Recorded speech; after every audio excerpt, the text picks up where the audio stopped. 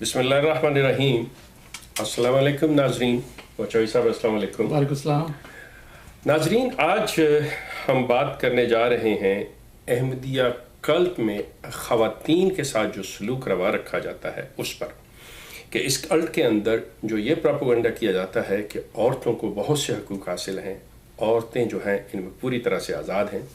तो हम आज की नशिस्त में देखेंगे कि ये कल्ट जो है अपनी औरतों को क्या हकूक़ देता है, किस तरह से उसके सलूक करता है। हत्ता कि इस कल्ट के बानी जनाब मिर्ज़ा ग़ुलाम अहमद कादियानी ने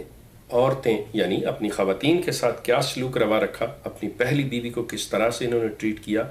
और उसके बाद औरतों के बारे में इनके क्या ख्यालात थे। इनकी अपनी तहरीरात में से कि औरत जो है उसका मुकाम क्या है और वो मर्द के लिए क्या एक खिलौना है, बाइस इज़्ज़त है, क्या नहीं, ये हम सब जानेंगे आज की इस गुफ्तगू में। तो हम इसका आगाज़ करते हैं चौधरी साहब से ये सवाल करते हुए कि चौधरी साहब आप रोशनी डालिए इस चीज़ के ऊपर कि अहमदिया कल्ट में औरतों के जो हकूक़ हैं, आप समझते हैं कि आज मगरबी ममालिक में ये जो प्रोपेगेंडा किया जा रहा है कि अहमदिया कल्ट में औरतों को बहुत से हकूक़ हैं, बहुत हक हासिल, और उसकी निस्बत इस्लाम जो है वो औरतों को वो हकूक़ नहीं देता, क्या आप इस पर कुछ रोशनी डालेंगे? जी, फिर आपने बड़े पेचीदा मौजू को पकड़ लिया आज। इस्लाम में औरत का जो मकाम है और औरतों के साथ जो सलूक है वो एक तारीख़ में मुतनाज़िया चीज़ रही है, और उसको डिफरेंट कंट्रीज़ के कल्चर ने और डिफरेंट कंट्रीज़ के तमद्दुन ने और लिबास ने बहुत ज़्यादा मुतासिर किया है। और आज मगरिब जो है उसमें भी इस्लाम पर एक तनकीद या इस्लामी ममालिक पर एक तनकीद की जाती है औरतों के हवाले से या औरतों के हकूक़ के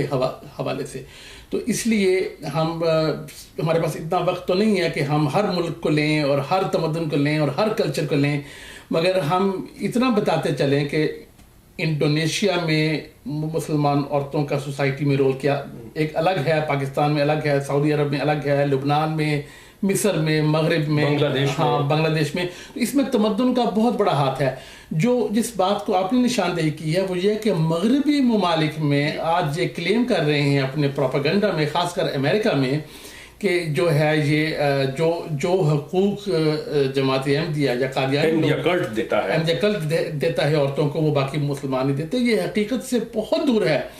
इस वक्त जो है कनाडा की जो एक बहुत जो इस्लामिक एक ग्रुप है, कैनेडियन इस्लामिक कांग्रेस, उसकी सरबराह डॉक्टर वहीदा वेरिएंटे हैं, और इससे पहले अमेरिका में जो इस्ना है, जो कि one of the biggest Islamic organisations in the United states, इस्ना की प्रेसिडेंट डॉक्टर इंग्रिड मैटसन रही हैं। जब हम उसका मगरबी मुल्क में मुवाजना करते हैं तो सिवाय झूठ के इस क्लेम में कुछ दिखाई नहीं देता, चूँकि कादियानी ग्रुप में तो औरत वोट भी नहीं दे सकती। जो इनका एक इंतज़ाम है उसके अंदर बिल्कुल शमूलियत इख्तियार नहीं कर सकती। अब वो कहते हैं जी उनकी एक ऑक्सिलरी तंजीम है, उनकी अपनी तंजीम, लजना मामला उनकी अपनी तंजीम तो है, ये हक तो दिया हुआ है ना उन्होंने। नहीं, मगर वो तंजीम तो औरतों की भी है, वो खुदाम की भी है, वो अंसार की भी है, वो तो एक ऑक्सिलरी तंजीम है। जो जमात की मेन बॉडी है, मरकजी बॉडी है, जो जमात का सदर है, जो अमीर है, जो खलीफा है, जो उनकी बाकी जो मजलिस शुरा हैं, बॉडीज़ हैं, जो मजलिस आमला जिसको ये बोलते हैं, नेशनल आमला वगैरह जो बोलते हैं, उसके अंदर डायरेक्ट जो है ना तो ये ऑफिस होल्ड कर सकती हैं, ना ये डायरेक्टली वोट दे सकती हैं। हाँ, हजना की एक नुमाइंदा बतौर आज़ादी तौर पर नेशनल आमला की एक मेंबर होती है, मगर कभी आपने ये भी देखा कि कोई खातून सेक्रेटरी तालीम इनकी हो या सेक्रेटरी तरबियत हो या नायब अमीर हो या इस किस्म की। आपका कहने का मकसद हमारे नाजरीन के लिए कि वो जो इस अहमदिया कल्ट के तरीक़ाकार से पूरी तरह वाकिफ़ नहीं है, सिर्फ उनके लिए कि चौधरी साहब जो बात कर रहे हैं वो ये आपको बताएंगे कि एक जो मरकज़ी है, कि जैसे एक जगह का अमीर जमात है, मतलब उसकी जो मजलिस आमला है उसमें औरत नहीं है, उसका जो इंतखाब है उसमें औरत को हक नहीं है। आपका कहने का मकसद जो है, क्योंकि हमारे अहमदी दोस्त तो ये जानते होंगे, लेकिन दूसरे जो हैं उनके लिए तो आपका मकसद कि अगर खलीफा का चुनाव हुआ तो उसमें अहमदी औरत नहीं है, اگر صدر کا جو مقامی جماعت کا صدر وہ چننا چاہتے ہیں تو اس میں اس کی کوئی ووٹ نہیں، اس کا ووٹ نہیں ہے، نہ وہ کھڑی ہو سکتی ہے نہ اس کا ووٹ ہے۔ اچھا، عورتوں کی جو تحریک ہے، تنظیم ہے، اس کی صدر ہو سکتی ہے، لیکن جو ایک مرکزی ہے، بچوں، بڑوں، بوڑھوں، مردوں، عورتوں پہ مشتمل جو ہے، جو ایک جماعت چیپٹر ہے اس کی مطلب صدر جو ہے وہ عورت نہیں، نہ ووٹ دے سکتی ہے نہ آفس ہولڈ کر سکتی ہے۔ تو یہ جبکہ پراپیگنڈا ہے کہ سب سے زیادہ ہم عورتوں کو جو ہے وہ حقوق ہم دیتے ہیں۔ اب ذرا دیکھیے گا، اب ہمارے جو قادیانی دوست ہیں، حضرات ہیں، وہ فوراً یہ سوال اٹھائیں گے کہ جی ان کی ایک الگ تنظیم ہے، جس سے کہ یہ جب امریکہ میں یہ جو سلیوری ہوتی تھی یا جو سیاہ فام لوگوں کو حقوق نہیں دیے جاتے تھے تو ان کے بارے میں کہا جاتا تھا سیپریٹ پر ایکول، کہ وہ سیپریٹ ہیں، ان کے واش روم الگ ہیں، ان کے علاقے الگ ہیں، بس میں ان کی جگہ الگ ہے مگر برابر ہے۔ تو یہاں تو سیپریٹ اینڈ ان ایکول ہے، چونکہ جو عورتوں کی آگزیلری تنظیم ہے اس کا مقامی طاقت سے یا مقامی اقتدار سے ان کے جو اپنی تنظیم ہے اس سے کوئی تعلق نہیں ہے۔ وہ جس طرح خدام کی آگزیلری تنظیم ہے جو کہ ینگ مین کی اور جو اولڈ مین کی جو تنظیم انصار ہوتی ہے، وہ تو ایک آگزیلری تنظیم، مطلب وہ دونوں جو ہیں مرکزی میں حصہ لے سکتے ہیں، لیکن یہ عورت جو ہے اس میں نہیں جا سکتی۔ اس کا مطلب اس سے بڑی ڈسکریمنیشن انتظامی طور پر، اور اسی سے اس بنیادی ڈسکریمنیشن کی وجہ سے جو ہے وہ بہت سارے اور مسائل پیدا ہوتے ہیں۔ امید ہے کہ آپ ان کے بارے میں بھی سوال کریں گے۔ اگر یہاں پر کوئی صاحب یہ کہیں کہ جی یہ پاکستان میں تو یوں نہیں ہوتا یا سعودی عرب میں تو یوں نہیں ہوتا، تو اس کا پھر ایک بحث اور ہے کہ پاکستان کی وزیر اعظم جو ہے وہ بے نظیر بھٹو بھی رہی ہیں، بنگلہ دیش کی بھی رہی ہیں، سعودیہ کا کلچر الاؤ نہیں کرتا، تو وہ ایک ہم الگ بحث میں پڑ جائیں گے۔ ہم تو بات یہ کر رہے ہیں کہ آج امریکہ میں، ریاست ہائے متحدہ امریکہ، یونائٹڈ اسٹیٹس میں آج اگر نسیم مہدی صاحب، حارث ظفر صاحب میڈیا میں جا کر یہ کہتے ہیں کہ قادیانی جماعت جو ہے، احمدیہ جماعت، وہ عورتوں کو یہاں کے مسلم گروپ سے زیادہ حقوق دیتی ہے، تو وہ سراسر جھوٹ ہے۔ جج صاحب یہ بتائیے گا کہ جو اس کلٹ کے بانی تھے مرزا غلام احمد صاحب قادیانی، ان سے لے کر ان کے آگے جو جانشین جنہیں یہ خلیفہ کہتے ہیں، جو ان کی گدی کے سجادہ نشین تھے،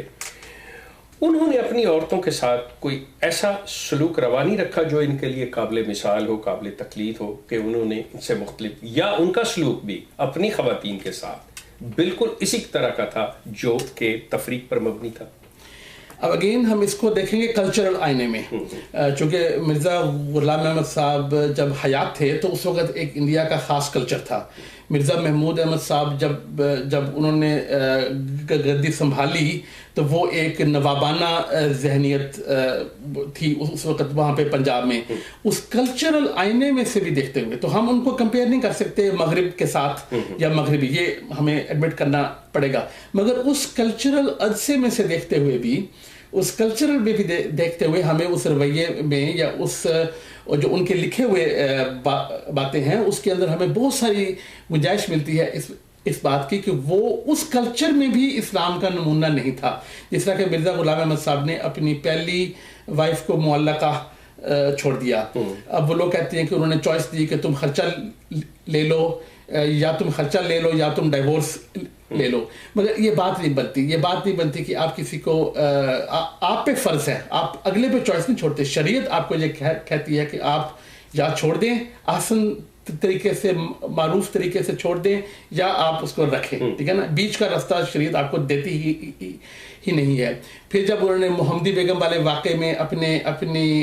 نہ کہ اپنی پہلی وائف کو طلاق بھی دے دی، یعنی کہ اب ان کے اختیار میں آ گیا کہ وہ اس کو طلاق دے دیں، اور اس کے بعد اپنے بیٹوں کو بھی کہا کہ وہ اپنی بیویوں کو چھوڑ دیں۔ مرزا فضل احمد نے بھی طلاق اپنی، انہوں نے ان کے کہنے پر، چونکہ محمدی بیگم کی خاندان میں سے تھی ان کی وائف، تو شادی نہیں ہو سکی مرزا غلام احمد کی، انہوں نے اپنے بیٹے کو طلاق دلوا دی، اور دوسرا بیٹا جو ان کا، جو بڑے سمجھدار تھے، سلطان بہت سمجھدار تھے اور بہت حکومت کے اعلیٰ منصب پر فائز تھے، انہوں نے انکار کر دیا کہ یہ کہاں کی بات ہوئی۔ تو اس کا پھر قادیانی لوگ کہیں گے کہ جی حضرت ابراہیم علیہ السلام نے بھی تو اسماعیل کو کہا تھا، مگر اگین خیر یہ کلچر کانٹیکسٹ وغیرہ۔ لیکن میرا کہنے کا مقصد یہاں پہ صاحب یہ تھا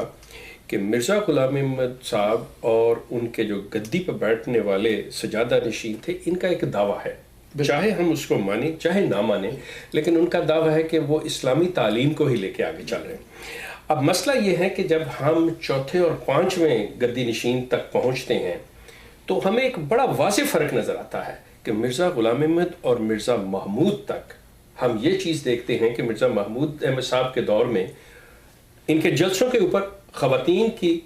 چلنے کی الگ جگہ ہوتی تھی، مردوں کے چلنے کی الگ جگہ ہوتی، یہ یہاں تک یہ فرق ملحوظ خاطر رکھتے تھے۔ اب یہاں پہ یہ سلوک ہے کہ یہ جو پانچویں ہیں ان کی بیگم صاحبہ جو ہے وہ بھی آدھا منہ لیے ہوئے،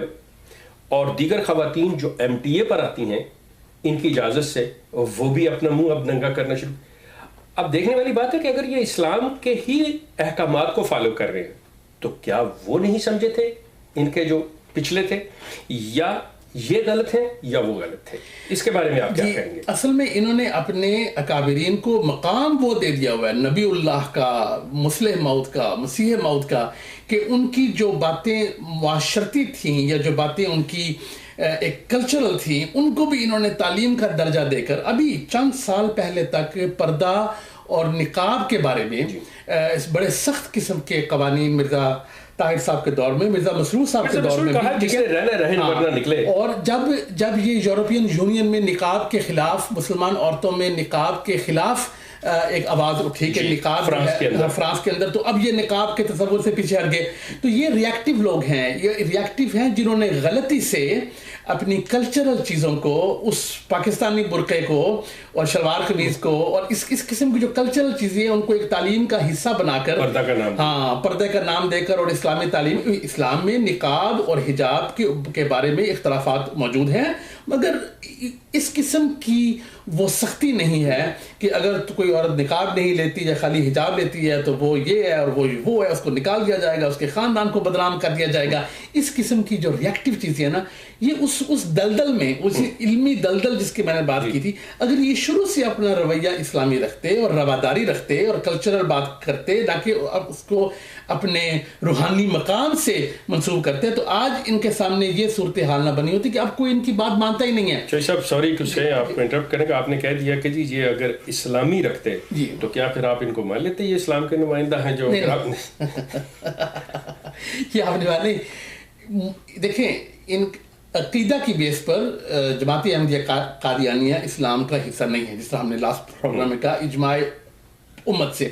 مگر ہم آپ کو اس کے اثرات دکھا رہے ہیں کہ وہ اسلام کی تعلیم اور اسلام کا جو ایک تعلیم کا سلسلہ ہے اس میں سے نکلنے کی وجہ سے اس کے اب ثمرات یہ ہیں، اس کی شاخیں یہ ہیں، جتنے رنگ بدل رہے ہیں یہ صرف اس کی وجہ سے، یہ اتنے رنگ بدل رہے ہیں کہ ان میں وہ علم کا اور تدریس کا سلسلہ ہی نہیں رہا۔ ابھی یہ ہے کہ یورپین گورنمنٹ کچھ کہہ دے تو یہ نقاب سے ہٹ جائیں گے، وہ کچھ کہہ دے تو برقعے سے ہٹ جائیں گے، اس کی وجہ سے آج کل ان کی خواتین بات سنتی ہی نہیں ہیں۔ آج کل تو یہ عالم ہے کہ بات سنتے ہی نہیں ہیں۔ ابھی یہ جرمنی کے جلسہ پہ بہت زیادہ شکایت کر کے آئے ہیں مرزا مسرور صاحب، پر خواتین کو اللہ تعالیٰ نے ایک چھٹی حص دی ہوتی ہے کہ وہ آدمی کی منافقت کو بڑی جلدی پہچان۔ خیر آپ نے یہ منافقت کی بات کی چوئی صاحب، تو کیا خیال ہے یہ منافقت نہیں ہے کہ مرزا مسرور احمد صاحب تو خواتین کے پنڈال میں جائیں اپنی بیگم کے ساتھ، ٹھیک ہے وہ ایک یہ بھی بات کہہ سکتے ہیں کہ جی ہمارے روحانی باپ ہیں، یہ ہے وہ ہے، لیکن جب مردوں کے پنڈال میں مغربی خواتین کو اپنے دائیں بائیں بٹھاتے ہیں، اسی سٹیج کے اوپر ہیڈ آف دا ٹیبل کے اوپر جب بٹھاتے ہیں، تو ان مغربی مردوں کو، ان ڈگنیٹریز کو خواتین کے اندر کیوں نہیں لے کے جاتے؟ تو کہ یہ منافقت نہیں؟ بالکل 100% منافقت ہے، اسی لیے تو میں کہتا ہوں کہ یہ ایک ریئیکٹیو لوگ ہیں۔ ابھی یہاں پر برطانیہ میں ایک وزیر کسی شادی کی تقریب میں گئے ہوئے تھے مسلمان کی، جہاں عورتیں الگ تھیں اور مرد الگ تھے، اور ان کو کہا گیا کہ آپ اپنی وائف کو ادھر بھیج دیں، تو وہ چھوڑ کر چلے گئے۔ یہ بھی بات ہوتا ہے۔ میں نے ابھی ایک احمدی شادی اٹینڈ کی جس میں خاتون آئی ہوئی تھی، ایک کسی کی وائف آئی ہوئی تھی، مہمان کی ولیمے پر ان کو الگ بٹھا دیا گیا وہاں پہ عورتوں میں، انہوں نے مان لیا۔ پر میں کہنا یہ چاروں پر آپ جو بات کر رہے ہیں یہ ہوتا ہے، یوں ہوتا ہے کہ جہاں آپ کا نظام آپ کا ہے، مگر یہ جو ویسٹرن عورتوں کو لا کر اسٹیج پر بٹھاتے ہیں اس سے اتنی شرمندگی ہوتی ہے کہ جس کی انتہا نہیں. جب ہم بھی تھے اس گروہ میں شامل تھے, کیونکہ وہ پھر آپ کو یہ سمجھ نہیں آتی کہ آپ کا اصول کیا ہے. مطلب اس سے بڑی اور ہپوکریسی کیا ہوگی کہ ایک طرف آپ کہہ رہے ہیں کہ ہم عورتوں کے ساتھ برابری کا سلوک رکھتے ہیں اور مغربی عورتوں کو لا کے اپنے مردوں کے درمیان بٹھا دیا, بس اسی وقت جب اپنی عورتیں آئیں تو مردوں کہہ دیا پیچھے ہٹ جائیں, پیچھے ہٹ جائیں. مطلب اور روحانی باپ ٹھیک ہے, ان کا ایک بہانہ ہوگا, مگر جو اپنے آپ کو دنیا پر شریعت کا نعوذ باللہ شریعت کا انفورسر کہے, یہ اس کو نہیں, وہ یہ نہ دیکھے کہ لوگ کیا کہہ رہے ہیں, وہ خود اپنے کردار سے اور اپنے کریکٹر سے اور اس سے دکھائے کہ وہ ایک کسی اصول کا پابند ہے. چونکہ جب سے یہ دائرہ اسلام سے خود نکلے اس وقت سے یہ کسی شریعت کے یا کسی اصول کے پابند نہیں رہے, اس لیے ہر سال ہر 5 سال بعد, ہر 10 سال بعد ان کے موقف میں تبدیلی اور آگے بھی آتی جائے گی. اس کا مطلب یہ ہوا کہ یہ صرف اور صرف دجل ہے, یہ کذب ہے کہ جی اسلامی, کیونکہ اسلامی تعلیمات جو ہیں ان کے اندر یہ کوئی ایسی چیز نہیں ہے کہ جس کو آج کچھ کر لیں کل کچھ کر لیں, وہ جب سے چلی ہیں وہ تب سے ایسی چلی. یہ کنٹرول کا ایک طریق ہے, جس طرح اخراج کنٹرول کا ایک طریق ہے جو کہ کلٹ کا رویہ ہوتا ہے. اسی طرح عورتوں کو ہر وقت خوف میں رکھنا اور تذبذب میں رکھنا کہ کون سا لباس اور کیا چیز ان کے لیے ہے. اب آج ایک احمدی عورت کو اس بات کا علم نہیں ہے کہ وہ نقاب لے, کہ برقع پہنے, کہ وہ حجاب لے, کہ وہ کیا کرے. کچھ بھی واضح گائیڈنس موجود نہیں ہے. چوہے صاحب, ایک بہت ہی جسے کہنا چاہیے کہ تکلیف دہ امر جو ہے, اور وہ سامنے آئی ہے بات کہ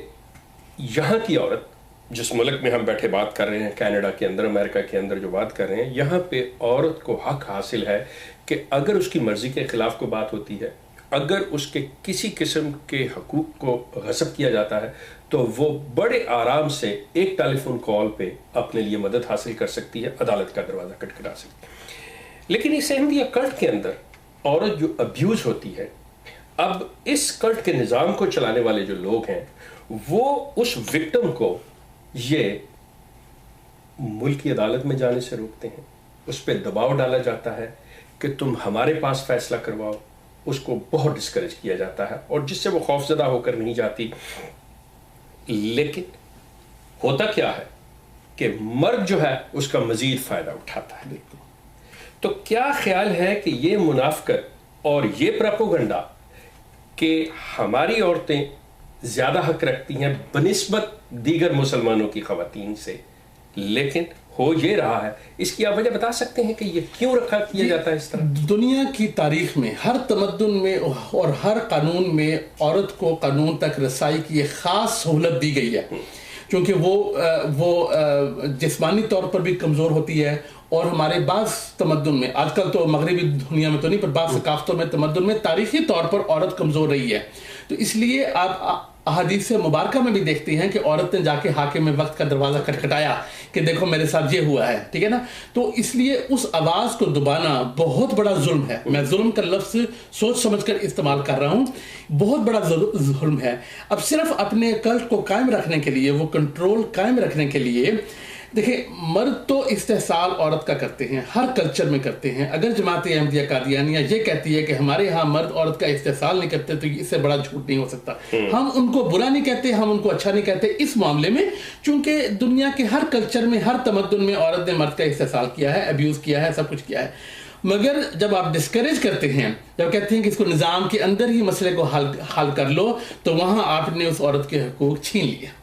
آپ نے اس عورت کے حقوق چھین لیے. مگر اگر آپ مغربی دنیا میں رہتے ہیں تو صرف کہنا بھی جو ہے وہ جرم نہیں ہے, ایسا ماحول قائم کرنا, ایسا خوف قائم کرنا, ایسا ذہنی دباؤ قائم کرنا لوگوں کے ذریعے, فضا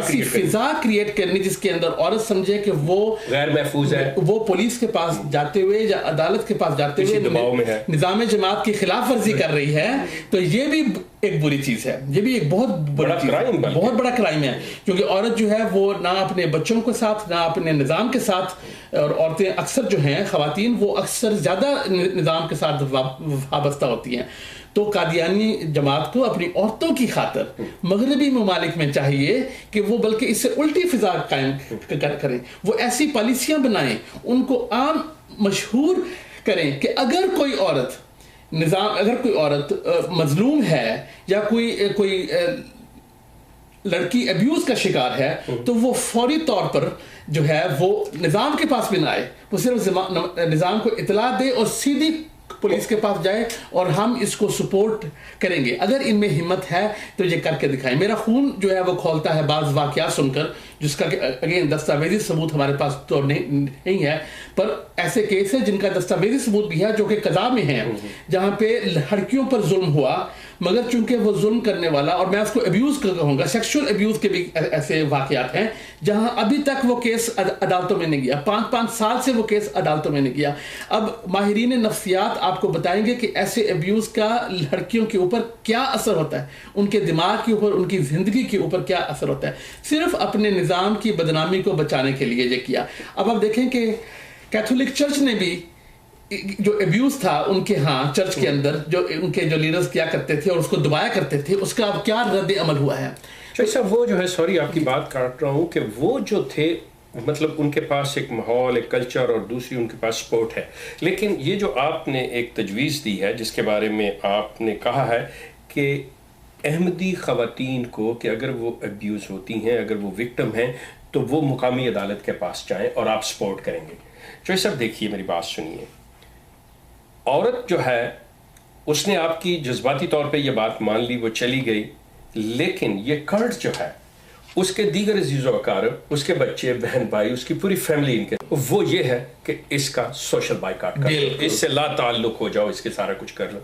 وہ عورت بیچاری اپنے باپ سے نہیں مل سکے گی, ماں سے نہیں مل سکے گی. آپ اور ہم زندہ لوگ بیٹھے ہوئے ہیں جن کے بیوی بچے علیحدہ ہوئے ہیں, جن کے ماں باپ علیحدہ ہوئے, بہن بھائی علیحدہ ہوئے. چلیے ہم نے حوصلہ کر لیا. آپ کیا سمجھتے ہیں کسی احمدی عورت میں, مطلب میں یہ نہیں ڈینائی کر رہا یا یہ ڈسکریج نہیں کر رہا کہ وہ نہ آئیں, لیکن اس کے لیے آپ کچھ ایسا طریقہ انہیں بتانا چاہیں گے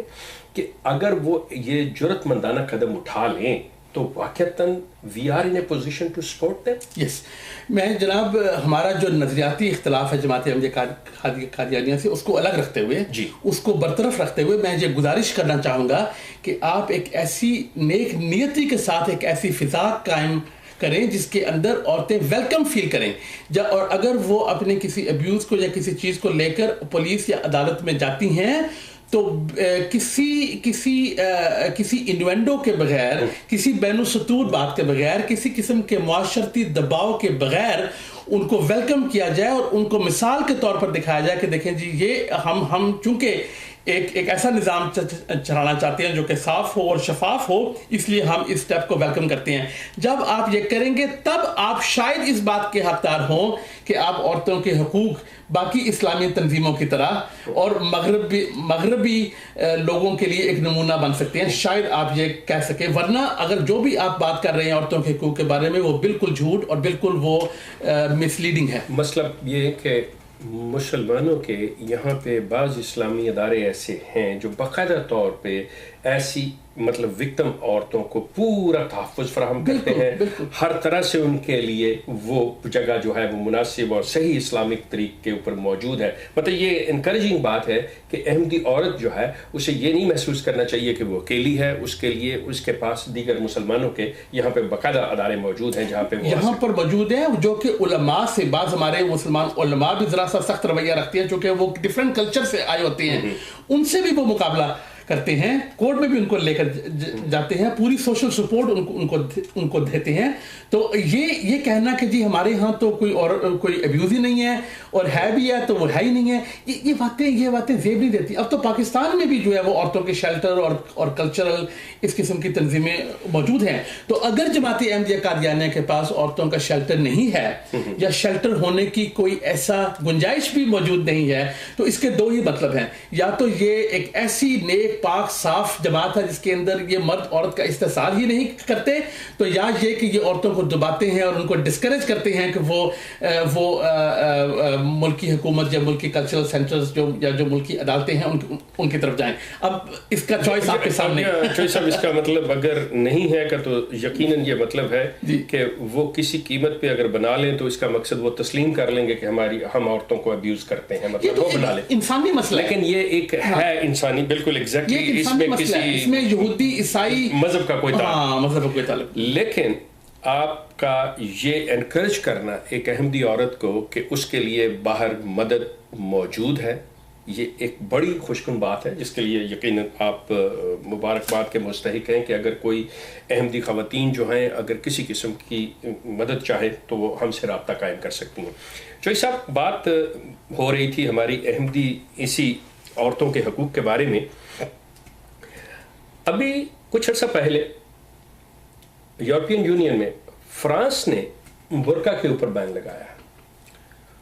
اور یہ جو احمدیہ کلٹ ہے جس کا یہ دعویٰ ہے کہ یہ اسلام اور صحیح اسلام،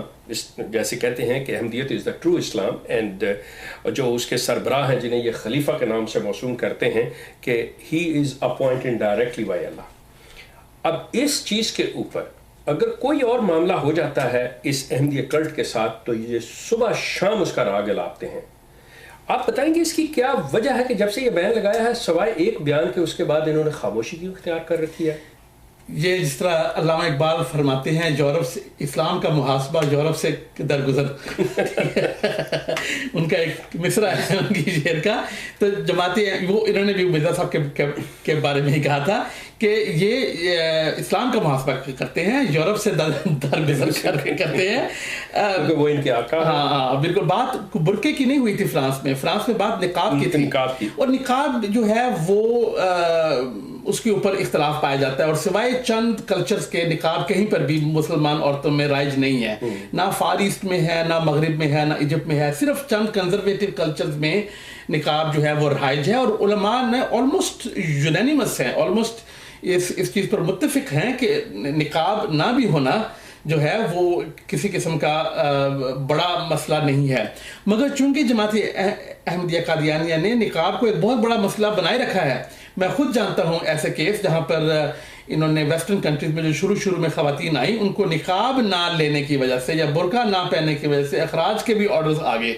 تو جب اتنا مسئلہ آپ نے بڑا اس کو بنائے رکھا ہے تو پھر آپ کی بات بنتی ہے کہ آپ فرانس میں پوری طرح احتجاج کریں، قانونی چارہ جوئی کریں اور کہیں کہ جی نقاب جو ہے اس کو نہیں ہونا چاہیے. مگر ابھی بھی اب یہ نقاب سے پیچھے ہٹ گئے، اب نقاب کو اس طرح انفورس نہیں کرتے کیونکہ یہ وہی ریئیکٹیو لوگ ہیں، تھالی کے بینگن ہیں. مطلب ان کا اسلام سے کوئی اسلامی تعلیم سے کوئی تعلق. مگر ابھی بھی مرزا مسرور صاحب کی جو وائف ہوں گی، میں نے تو نہیں دیکھا، عرصہ ہو گیا، اگر میں کہہ رہا ہوں تو غلط کہہ رہا ہوں، مگر ابھی بھی ایسی معزز خواتین ہوں گی جماعت کی جو کہ رول ماڈل کے طور پر ہیں قادیانی خواتین کے لیے، جو کہ نقاب لیتی ہوں گی. تو پھر وہی بات آگئی کہ اس میں نہ تو وضاحت ہے، نہ جو سابقہ انہوں نے احکامات جاری کیے ہوئے ہیں اور جو ویڈیو پر موجود ہیں نہ ان کو واپس لیا ہے، نہ کوئی نئے احکامات جاری کیے ہیں. ہر چیز کو ایک مبہم چھوڑ دیتے ہیں، ایک بیچ میں چھوڑ دیتے ہیں. اس سے کیا ہوتا ہے کہ سوشل دباؤ پڑتا ہے، لوگوں کو سمجھ نہیں آتی. ابھی یہ بیان لگایا انہوں نے فیس بک پر بیان لگایا، جی بیان لگ گیا، آپ فیس بک پر کوئی اکاؤنٹ نہیں کھول سکتے. مگر آدھے سے زیادہ جو اکاؤنٹس ہمارے ملنے والوں کے فیس بک پر ابھی بھی ہیں. تو یہ ایک ابہام اور کنٹرول اور یہ جو چیز ہے یہ دین نہیں ہوتا، یہ کلٹ ہوتا ہے، یہ کوئی مذہب نہیں ہوتا. چوئی صاحب، میں 2 سوال کر کے اپنی بات کو مکمل کروں گا کہ آپ کے علم میں ہوگا کہ اس کلٹ کے جو تیسرے سے زیادہ نشین تھے جناب مرزا نصر احمد، انہوں نے اپنے بڑھاپے میں ایک کم عمر کی لڑکی سے شادی کی تھی، اور پھر اس کے دوسرے تیسرے مہینے یہ اس دنیا سے صدارے. اس عورت کو بیوہ ہوئے، یہ غالباً 1984 کی بات ہے کہ اس سے لے کے آج 37 سال ہو گئے ہیں. اس عورت کی شادی نہیں ہو سکی، اور جواز یہ دیا جاتا ہے کہ وہ خود نہیں کرنا چاہتی، جبکہ اسلام میں صرف اور صرف نبی کی بیوی جس کو مومنوں کی ماں کہا جاتا ہے اس کے ساتھ شادی کرنے کی اجازت نہیں ہے. لیکن اس کلٹ کے اندر ایک جو سجادہ نشین ہے اس کی بیوی سے شادی نہیں کر سکتا کوئی. کیا یہ صحیح ہے؟ یہ دیکھیں ہم کسی کی نیت تو نہیں جانتے، ٹھیک ہے نا، وہ بڑی اچھی خاتون ہے، میں ان کی خدا نخواستہ نیت کے بارے میں نہیں بات کر رہا ہوں، میں ایک اس کلٹ کے نظام طریقہ کار کے بارے میں. مگر ایک پیٹرن جو ہمیں دکھائی دیتا ہے، ٹھیک ہے، میں پیٹرن پہ آؤں گا، میں کسی انڈیویجول کیس کی بات نہیں کر سکتا، مگر یہ پیٹرن یہ چلتا آ رہا ہے کہ یہ واقعی ہر خلیفہ की बीवी को उम्मुल मोमिनीन कहते आए हैं, जब तक कि 1984 में पाबंदी नहीं लग गई हुकूमत पाकिस्तान की तरफ से, तब इन्होंने ये चेंज किया। वो भी सिर्फ पाकिस्तान की, वो भी सिर्फ पाकिस्तान की हद तक। और ये भी वो एक वजह है जिस पर कभी प्रोग्राम करेंगे कि 1984 के कानून की जरूरत क्यों पेश आई। क्योंकि मुसलमान वाकई जब एक लफ्ज़ उम्मुल मोमिनीन सुनता है तो उसकी तवज्जो फौरन हज़रत आयशा, हज़रत हफ्सा की तरफ चली जाती है, वो उम्मुल मोमिनीन। तो इसलिए ये एक पैटर्न हमें दिखाई देता है कि मिर्ज़ा महमूद अहमद साहब की भी जो ख़वातीन रह गई, बेगमात जो उनके वसाल के बाद बेवा रह गई, उन्होंने भी शादी नहीं की। चले उनकी जो एज ना होगी, मगर मिर्ज़ा नासिर अहमद साहब की वाइफ के पे आकर ये एक सवालिया निशान पड़ गया और वो सवालिया निशान का जवाब नहीं दिया जा सका। तो हम एक पैटर्न की बात कर सकते हैं कि ये जो उसको उम्मुल मोमिनीन कहना और वही असूल जो कुरान करीम में रसूलुल्लाह सल्लल्लाहु अलैहि वसल्लम की अज़वाज मुतहरात के लिए आया हुआ है, उसी असूल को अपनाने का एक पैटर्न नज़र आता है। अब ये किस हद तक सही है ये तो वक्त बताएगा, मगर ये अगेन बहुत ही इस्लाम पर एक बहुत बड़ा जारहाना एक हमला है। लेकिन यहाँ पे थोड़ा सा मैं आपको एक और बात बताता चलूँ कि इसका जवाब दीजिएगा मुझे कि नबी की बीवी मोमनों की माँ है। ये इन्होंने जो इनके गद्दी नशीन थे मिर्ज़ा साहब के, उनके खलीफा जो कहते हैं। अब मज़े की बात है कि तीसरे खलीफा साहब की वफ़ात के बाद चौथे खलीफा आते हैं, चौथे खलीफा की बीवी फौत हो जाती है। चलिए, आप किसी आम मुरीद को उनसे शादी की इजाज़त नहीं देते, तो वो खलीफा कर सकते थे जो शुनीद है, मैं जो अल्फाज कह रहा हूँ वो जो शुनीद है कि नहीं, इस खलीफा या इनके इस मरातब के वो किसी के साथ शादी कर ही नहीं सकते। ये बहुत बड़ी अफसोसनाक बात है। मिर्जा ताहिर अहमद साहब की बीवी फौत हुई है, मिर्जा ताहिर कर सकते थे, उन्होंने भी नहीं की। देखिए, हालांकि हक बनता है, उस औरत के लिए भी बनता है, उनके लिए भी बनता था कि चले आम मुरीद नहीं कर सकता, वो कर सकते, वो अपने उनका मर्तबा उनके बराबर था। लेकिन इनके अंदर, इस कल्ट के अंदर ये चीज है कि वो कर ही नहीं सकती। बिल्कुल है, बिल्कुल मैं ये तो नहीं कह सकता कि बिल्कुल इससे बड़ा औरत का इस्तेहसाल क्या होगा। मेरा असल जो बात कहने का मकसद है कि इससे बड़ा औरत का इस्तेहसाल क्या होगा, जबकि कुरान कहता है, इस्लाम कहता है कि बेवा को शादी कर लेनी चाहिए, और खासकर अगर बच्चे भी नहीं हैं, उम्र भी यंग है और एक ऐसे खानदान से हैं जिसमें कि किसी मतलब कि उनका कुफुफ भी होगा, हम कुफुफ खानदान भी होंगे। ये एक ऐसी रवायत, अच्छा इस वजह से ये एक रवायत भी कायम हो चुकी है अब। यानी कि ये इस अफसोसनाक वाकया की वजह से पिछली रवायत की तस्दीक भी हो गई और एक आइंदा के लिए एक बड़ी खतरनाक रवायत भी जो है ना वो बन गई है। मगर अगेन इसके बारे में कोई वाज़े जो है वो इंस्ट्रक्शन मौजूद नहीं है। और अगर वो जो बेवा हैं वो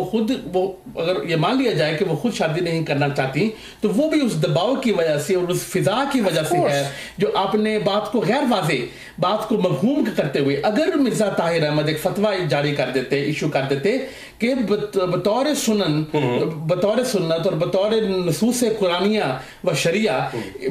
आपा ताहिरा बेगम साहिबा को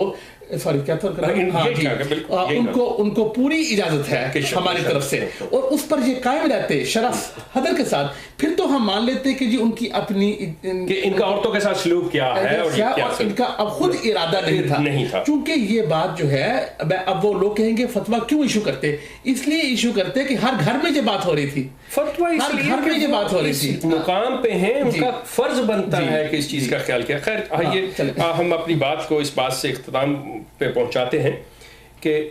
नाजरीन, अब मिर्ज़ा ग़ुलाम अहमद साहब, नहायत अफसोस के साथ कि मिर्ज़ा ग़ुलाम अहमद साहब कादियानी, ये मैं अहमदी ख़वातीन से डायरेक्टली मुखातिब हूँ